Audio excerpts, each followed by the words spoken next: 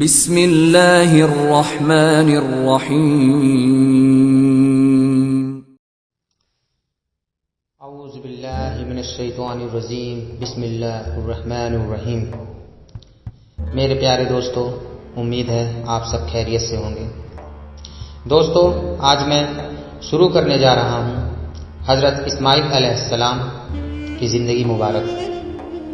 سب سے پہلے میں ذکر کروں گا حضرت اسماعیل علیہ السلام کے پیدائش کے بارے میں۔ تو چلیے شروع کرتے ہیں۔ حضرت ابراہیم علیہ السلام نے مصر سے واپسی پر فلسطین میں رہائش اختیار کی۔ اس علاقے کو کنعان بھی کہا جاتا ہے۔ حضرت ابراہیم علیہ السلام اس وقت تک اولاد سے محروم تھے۔ تورات کے مطابق حضرت ابراہیم علیہ السلام کی بارگاہ میں بیٹوں کے لیے دعا کی۔ حضرت ابراہیم علیہ السلام نے اللہ کے بارگاہ میں بیٹوں کے لیے دعا کی اور اللہ نے ان کی دعا قبول فرما لی اور ان کو تسلی دی۔ یہ دعا اس طرح کبھی قبول ہوئی کہ حضرت ابراہیم علیہ السلام کی چھوٹی بیوی محترمہ حضرت حاجرہ رضی اللہ عنہ حاملہ ہو گئی۔ جب حضرت سارہ کو یہ پتہ چلا تو انہیں بشر کے تقاضے کے طور پر رشک پیدا ہو گیا۔ اس صورتحال سے مجبور ہو کر حضرت حاجرہ ان کے پاس سے چلی گئی۔ تورات کے مطابق ان کا گزر ایک ایسی جگہ پر ہوا جہاں ایک کنواں تھا۔ اس جگہ پر فرشتے سے ہم کلام ہوئی اور کنویں کا نام زندہ نظر آنے والا کنواں رکھا۔ تھوڑے دنوں کے بعد حضرت حاجرہ رضی اللہ عنہ کے بیٹا پیدا ہوا اور فرشتوں کی بشارت کے مطابق اس کا نام حضرت اسماعیل پڑا۔ حضرت اسماعیل علیہ السلام کی پیدائش کے بعد کے حالات بخاری شریف میں حضرت عبداللہ بن عواس رضی اللہ عنہ سے نقل کی گئی روایت میں اس طرح بیان ہوا۔ حضرت ابراہیم علیہ السلام حاجرہ اور دودھ پیتے بچے حضرت اسماعیل کو لے کر چلے اور جہاں آج کعبہ ہے اس جگہ ایک بڑے پیڑ کے نیچے جمجم کی موجودہ جگہ سے اوپری حصے پر ان کو چھوڑ گئے۔ وہ جگہ ویران اور غیر آباد تھی اور پانی کا نام و نشان نہ تھا، اس لیے حضرت ابراہیم علیہ السلام نے ایک مشق پانی اور ایک تھیلی کھجور بھی ان کے پاس چھوڑ دی اور پھر منہ پھیر کر روانہ ہو گئے۔ حضرت حاجرہ علیہ السلام ان کے پیچھے پیچھے یہ کہتے ہوئے چلی، اے ابراہیم، تم ہم کو ایسی گھاٹی میں کہاں چھوڑ کر چل دیے جہاں نہ آدمی ہے اور نہ بچہ اور نہ کوئی مونس و گموار۔ حاجرہ برابر یہ کہتی جاتی تھی مگر حضرت ابراہیم علیہ السلام خاموش چلے جا رہے تھے۔ آخر حاجرہ نے معلوم کیا کیا اللہ نے تم کو یہ حکم دیا ہے؟ تب حضرت ابراہیم علیہ السلام نے فرمایا، ہاں، اللہ کے حکم سے ہے۔ تب حضرت حاجرہ علیہ السلام نے جب سنا تو کہنے لگی، اگر یہ اللہ کا حکم ہے تو بے شک وہ ہم کو ضائع اور برباد نہیں کرے گا اور پھر واپس لوٹائیں۔ حضرت ابراہیم علیہ السلام چلتے چلتے جب ایک ٹیلے پر ایسی جگہ پہنچے کہ ان کے گھر والے نگاہ سے اوجھل ہو گئے تو اس وادی کی اور جہاں آج کعبہ ہے رک کیا اور ہاتھ اٹھا کر دعا مانگی، اے ہم سب کے پروردگار، تو دیکھ رہا ہے کہ ایک ایسے میدان میں جہاں کھیتی کا نام و نشان نہیں، میں نے اپنی کچھ اولاد تیرے محترم گھر کے پاس لا کر بسائی ہے کہ وہ نماز قائم رکھے تاکہ یہ محترم پر ایک خدا کی عبادت کرنے والوں سے خالی نہ رہے۔ بس تو اپنے فضل و کرم سے ایسا کر کہ لوگوں کے دل ان کی طرف مائل ہو جائیں اور ان کے لیے زمین کی پیداوار سے رزق کا سامان مہیا کر دے تاکہ تیرے شکر گزار ہوں۔ اب بی بی حاجرہ علیہ السلام اور حضرت اسماعیل علیہ السلام اس تپتے صحرا میں تنہا رہ گئے۔ بی بی حاجرہ کے پاس جو پانی اور کھجوریں کھاتی تھی وہ سب ختم ہو گئی۔ پانی نہ ملنے کی وجہ سے ان کی چھاتی کا دودھ بھی सूख गया, और जब बच्चे के लिए दूध न उतरा तो छाती से, तो बच्चा भी भूख की वजह से रोने लगा। जब बच्चे के लिए भी दूध न उतरा छाती से, तो बच्चा भी भूख की वजह से रोने लगा। तो बीबी हाजरा ने बच्चे को एक खजूर की झाड़ के छांव में लिटा दिया, और सामने 2 पहाड़ियां थीं जिसे आज सफा और मरवा के नाम से जानते हैं, उस पहाड़ी पर चढ़ गई कि देखे शायद कोई काफिला या कोई इंसान दिख जाए, तो कम से कम उससे पानी तो मांग लें कि जिस्म पानी तो जाए, उनसे पानी मांग ले ताकि जिस्म में पानी तो जाए, ताकि बच्चे के लिए दूध बन जाए और बच्चे की भूख मिटे। जब वो एक पहाड़ी पर चढ़ती तो बच्चा आंखों से ओझल हो जाता। बच्चे की मोहब्बत में वो जल्द नीचे उतर आती, लेकिन बच्चे को रोता देख जल्दी से भागकर दूसरी पहाड़ी पर चढ़ जाती कि शायद कोई नजर आ जाए और कुछ मदद मिल जाए। इस तरह आपने उन दोनों पहाड़ी के 7 चक्कर लगाए। कभी पहाड़ी चढ़ती और कभी औलाद की मोहब्बत में नीचे उतर आती।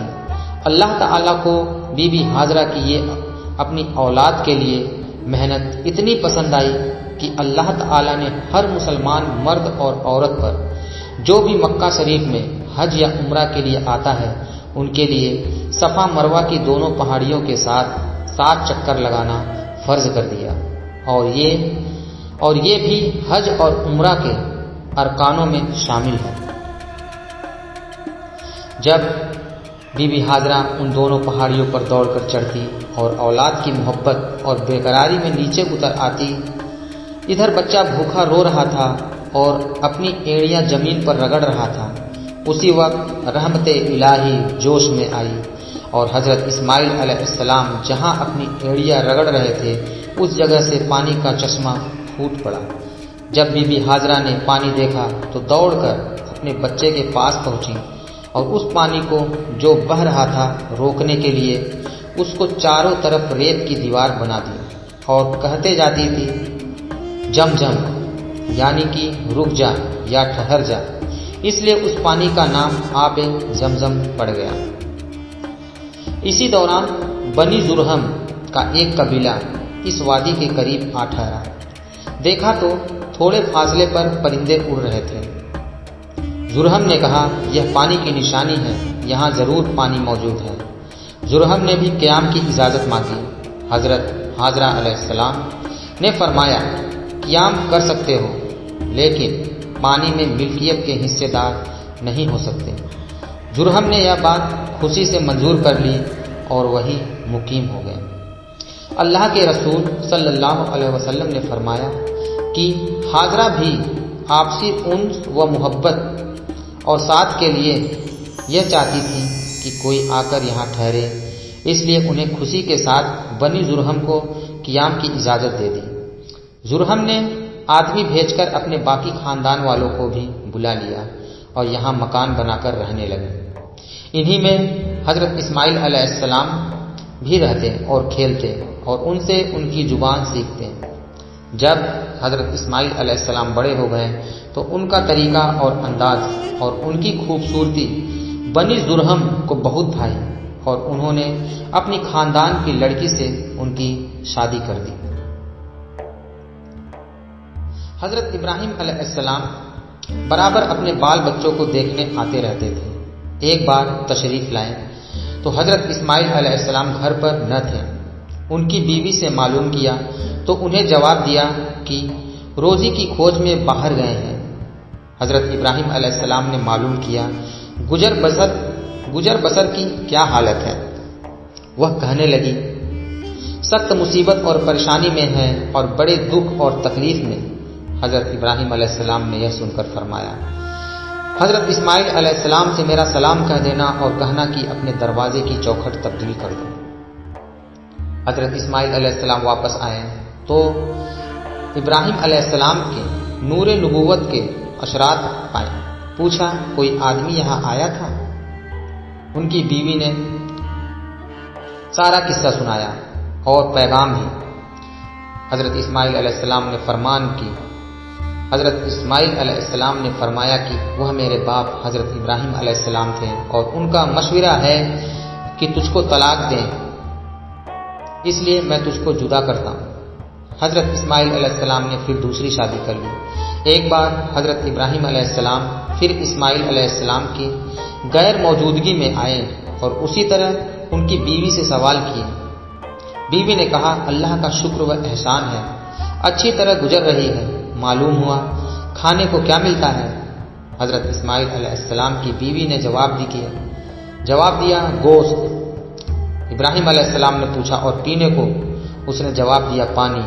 تب حضرت ابراہیم علیہ السلام نے دعا مانگی، اللہ ان کے گوشت اور پانی میں برکت عطا فرما، اور چلتے ہوئے یہ پیغام دے گئے کہ اپنے دروازے کی چوکھٹ کو مضبوط رکھنا۔ حضرت اسماعیل علیہ السلام آئے تو ان کی بیوی نے تمام واقعہ دہرایا اور پیغام بھی سنایا۔ حضرت اسماعیل علیہ السلام نے فرمایا کہ یہ میرے باپ ابراہیم علیہ السلام تھے، اور ان کا پیغام یہ ہے کہ تو میری زندگی بھر جیون ساتھی رہے۔ تورات کے بیان کے مطابق جب ابراہیم علیہ السلام کی عمر 99 سال ہوئی اور حضرت اسماعیل علیہ السلام کی 13 سال، تو اللہ تعالیٰ کا حکم آیا کہ ختنہ کرو۔ ابراہیم علیہ السلام نے حکم کی تعمیل میں پہلے اپنی کی، اور اس کے بعد حضرت اسماعیل علیہ السلام اور تمام خاندانوں، گھر والوں اور غلاموں کو ختنہ کرایا۔ یہی ختنے کی رسم آج بھی ابراہیمی ملت کا شعار ہے اور سنت ابراہیمی کے نام سے مشہور ہے۔ اللہ کے مقرب بندوں کو امتحان و آزمائش کی سخت سے سخت منزلوں سے گزرنا پڑتا ہے۔ پہلی منزل وہ تھی جب ان کو آگ میں ڈالا گیا، تو اس وقت انہوں نے جسم، صبر اور اللہ کے فیصلے پر راضی ہونے کا ثبوت کیا، وہ انہی کا حصہ تھا۔ اس کے بعد جب اسماعیل کو ہاجرہ کو فرعون کے بیابان میں چھوڑ آنے کا حکم ملا، تو وہ بھی معمولی امتحان نہ تھا۔ اب ایک تیسرے امتحان کی تیاری ہے، جو پہلے دونوں سے زیادہ ہلا دینے والا اور جان لینے والا امتحان ہے۔ یہی کہ حضرت ابراہیم 3 رات برابر خواب دیکھتے کہ اللہ تعالیٰ فرماتا ہے کہ اے ابراہیم، تو ہماری راہ میں اپنے ایکلوتے بیٹے کو قربانی دے۔ نبیوں کا خواب سچا خواب اور وحی الہی دیتا ہے، اس لیے حضرت ابراہیم رضا و تسلیم بن کر تیار ہو گئے کہ اللہ کے حکم کی جلد سے جلد تعمیل کریں، چونکہ یہ معاملہ اکیلی اپنی ذات سے متعلق نہ تھا، بلکہ اس آزمائش کا دوسرا حصہ وہ بیٹا تھا جس کی قربانی کا حکم دیا گیا تھا۔ اس لیے باپ نے اپنے بیٹے کو اپنا خواب اور اللہ کا حکم سنایا۔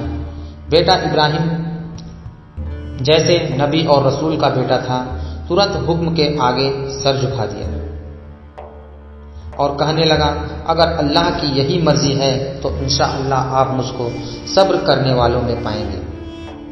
اس بات چیت کے بعد باپ بیٹے اپنے قربانی پیش کرنے کے لیے جنگل روانہ ہو گئے۔ باپ نے بیٹے کی مرضی پا کر ذبح کیے جانے والے جانور کی طرح ہاتھ پیر باندھے، چھری کو تیز کیا اور بیٹے کی پیشانی کے بل پچھاڑ پر ذبح کرنے کو تیار ہو گئے۔ فوراً اللہ کی وحی ابراہیم علیہ السلام پر نازل ہوئی، اے ابراہیم، تو نے اپنا خواب سچ کر دکھایا، بے شک یہ بہت سخت اور کٹھن آزمائش تھی۔ اب لڑکے کو چھوڑ اور تیرے پاس جو یہ مینڈا کھڑا ہے جو کہ جنت سے آیا تھا، اس کو بیٹے کے بدلے میں ذبح کر، ہم نیکوں کو اسی طرح نوازا کرتے ہیں۔ ابراہیم علیہ السلام نے پیچھے مڑ کر دیکھا تو جھاڑی کے قریب ایک مینڈا کھڑا تھا۔ حضرت ابراہیم علیہ السلام نے اللہ کا شکر ادا کرتے ہوئے اس مینڈے کو ذبح کیا۔ یہ وہ قربانی ہے جو اللہ کی بارگاہ میں ایسی مقبول ہوئی کہ یادگار کے طور پر ہمیشہ کے لیے ملت ابراہیم کا شعار قرار پائی، اور آج ذی الحجہ کی 10ویں تاریخ کو تمام اسلامی دنیا میں یہ شعار اسی طرح منایا جاتا ہے۔ کعبہ کی بنیاد۔ حضرت ابراہیم علیہ السلام اگرچہ فلسطین میں ٹھہرے تھے، مگر برابر مکہ میں ہاجرہ اور اسماعیل علیہ السلام کو دیکھنے آتے رہتے تھے۔ اسی بیچ حضرت ابراہیم علیہ السلام کو اللہ کا حکم ہوا کہ اللہ کے کعبے کی تعمیر کرو۔ حضرت ابراہیم علیہ السلام نے حضرت اسماعیل علیہ السلام سے ذکر کیا اور دونوں باپ بیٹوں نے اللہ کے گھر کی تعمیر شروع کر دی۔ ایک روایت کے مطابق بیت اللہ کی سب سے بڑی بنیاد حضرت آدم علیہ السلام کے ہاتھوں رکھی گئی اور اللہ کے فرشتوں نے ان کو وہ جگہ بتا دی تھی جہاں کعبے کی تعمیر ہونی تھی، مگر ہزاروں سال کے حادثوں نے عرصہ ہوا اس کو بے نشان کر دیا تھا۔ البتہ اب بھی وہ ایک ٹیلا یا ابھری ہوئی زمین کی شکل میں موجود تھا۔ وہی وہ جگہ ہے جس کو اللہ کی وصیت نے ابراہیم علیہ السلام کو بتایا اور انہوں نے حضرت اسماعیل علیہ السلام کی مدد سے اس کو کھودنا شروع کیا تو پچھلی تعمیر کی بنیادیں نظر آنے لگیں۔ انہی بنیادوں پر بیت اللہ کی تعمیر کی گئی۔ البتہ قرآن پاک میں پچھلی حالت کا کوئی تذکرہ نہیں۔ دوسری طرف یہ حقیقت ہے کہ اس تعمیر سے پہلے تمام کائنات اور دنیا کے کونے کونے میں بتوں اور ستاروں کی پوجا کے لیے ہیکل اور مندر موجود تھے، پر ان سب کے الٹ صرف ایک خدا کی پرستش اور اس کی ایکتائی کے اقرار میں سارے نیاز جھکنے کے لیے دنیا کے بت قدوں میں پہلا گھر جو خدا کا گھر کہلایا وہ یہی بیت اللہ ہے۔ بے شک سب سے پہلا گھر جو لوگوں کے لیے اللہ کی یاد کے لیے بنایا گیا، البتہ وہ ہے جو مکہ میں ہے، وہ ہے سر سے پیر تک برکت اور دنیا والوں کے لیے ہدایتوں کا سر چشمہ۔ اسی تعمیر کو یہ شرف حاصل ہے کہ حضرت ابراہیم علیہ السلام جیسا جلیل القدر پیغمبر اس کا معمار ہے اور اسماعیل علیہ السلام جیسا نبی و ذبیح اس کا مزدور باپ بیٹے برابر اس کی تعمیر میں لگے ہوئے ہیں، اور جب اس کی دیواریں اوپر اٹھتی اور بزرگ باپ کا ہاتھ اوپر تعمیر کرنے سے معذور ہو جاتا ہے تو قدرت کی ہدایت کے مطابق ایک پتھر کو باڑ بنایا گیا جس کو حضرت اسماعیل علیہ السلام اپنے ہاتھ سے سہارا دیتے اور حضرت ابراہیم علیہ السلام اس پر تعمیر کرتے جاتے ہیں۔ یہی وہ یادگار ہے جو مقام ابراہیم سے جانا جاتا ہے۔ جب تعمیر اس حد تک پہنچ گئی جہاں آج حجر اسود نصب ہے تو جبریل امین نے ان کی رہنمائی کی اور حجر اسود کو ان کے سامنے ایک پہاڑی سے محفوظ نکال کر دیا جس کو جنت کا لایا ہوا پتھر کہا جاتا ہے تاکہ وہ نصب کر دیا جائے۔ اللہ کا گھر تعمیر ہو گیا تو اللہ تعالی نے حضرت ابراہیم علیہ السلام کو بتایا کہ یہ ملت ابراہیم کے لیے قبلہ اور ہمارے سامنے جھکنے کا نشان ہے، اس لیے یہ توحید کا مرکز قرار دیا جاتا ہے۔ تب حضرت ابراہیم و اسماعیل علیہ السلام نے دعا مانگی کہ اللہ تعالی ان کو اور ان کی ذریت آل اولاد کو نماز اور زکوٰۃ قائم کرنے کی ہدایت دے اور استقامت برتے اور ان کے لیے پھلوں میووں اور رزق میں برکت دے اور دنیا کے کونے کونے میں بسنے والے گروہ میں سے ہدایت پائے ہوئے گروہ کو اس طرح متوجہ کرے کہ وہ دور دور سے آئیں اور حج کے مناسک ادا کریں اور ہدایت و رشد کے ساتھ اس مرکز میں جمع ہو کر اپنی زندگی کی سعادتوں سے دامن بھریں۔ قرآن مجید نے بیت اللہ کی تعمیر کے وقت ابراہیم و اسماعیل کی مناجات، نماز قائم کرنے اور حج کی رسموں کو ادا کرنے کے لیے شوق و تمنا کے اظہار اور بیت اللہ کے توحید کا مرکز ہونے کا اعلان جگہ جگہ ذکر کیا ہے اور نئے اسلوب اور طرز ادا سے اس کی عظمت اور جلالت و جبروت کو سورہ آل عمران، سورہ البقرہ اور سورہ الحج میں واضح فرمایا ہے۔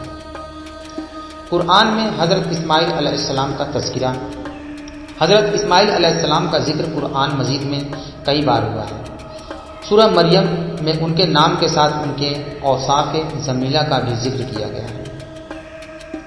ذکر ہے اور یاد کر کتاب میں اسماعیل کا ذکر تھا، وہ وعدے کا سچا تھا، نبی اور حکم کرتا تھا، اپنے آل کو نماز کا اور زکوٰۃ کا اور تھا اپنے پروردگار کے نزدیک پسندیدہ۔ حضرت اسماعیل علیہ السلام کی وفات۔ حضرت اسماعیل علیہ السلام کی عمر جب 136 سال ہوئی تو ان کا انتقال ہو گیا۔ تاریخ روایت کے مطابق حضرت اسماعیل علیہ السلام کی وفات فلسطین میں ہوئی اور فلسطین میں ہی ان کی قبر بنی۔ عرب تاریخ کے ماہروں کے مطابق وہ اور ان کی والدہ حضرت بیت اللہ کے قریب حرم کے اندر دفن ہے۔ اللہ واللہ